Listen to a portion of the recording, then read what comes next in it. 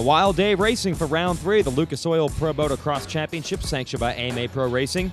Hosted at 6,000 feet of elevation in Lakewood, Colorado, Toyota Thunder Valley National got off to a thunderous start. Took nearly an hour before the 250 Moto 1 would finally get underway, and when it did, Justin Barcia was able to grab the whole shot on his Geico Honda, pressure being applied early by Red Bull KTM's Ken Roczen. 2 other championship contenders had crashes early in this one. Home state specialist Eli Tomac, who had won last week's race, and Blake Baggett, your series points leader.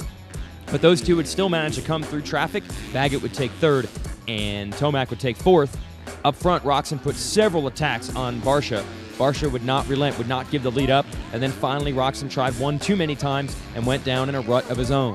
Barcia was the only of the top 4 riders to stay on 2 wheels through the whole race. He holds on to take the Moto win, with Roczen, Baggett, Tomac right behind him. Moto 2, an even better race.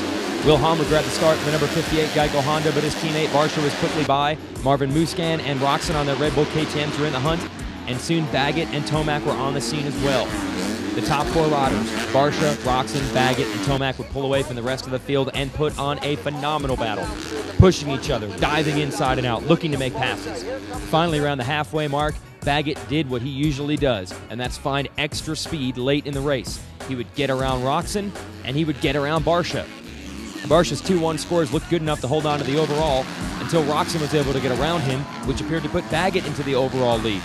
But then in the last lap, Roczen was held up by lap traffic. Barcia takes over 2nd, and with 1-2 scores, Barcia is going to take the overall win, just edging out Baggett, Roczen, and Tomac.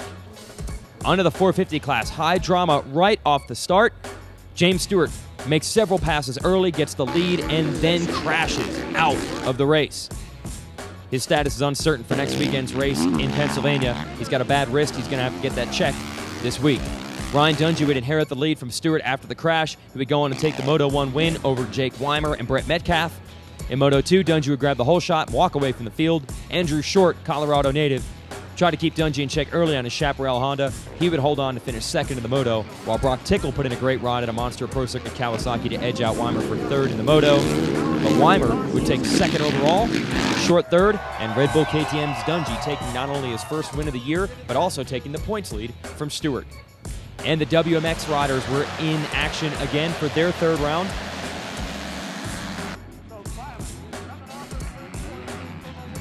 Great battle in the first Moto between Jessica Patterson and Ashley Filick. These two have raced hard for several years, but this was one of their best. Patterson able to hold on and take the win over Filick.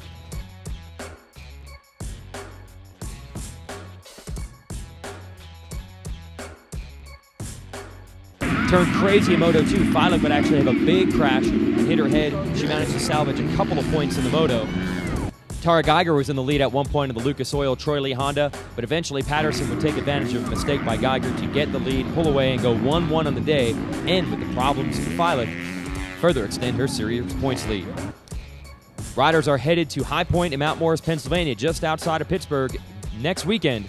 We'll see you there. I'm Jason Wygant. Thanks for watching.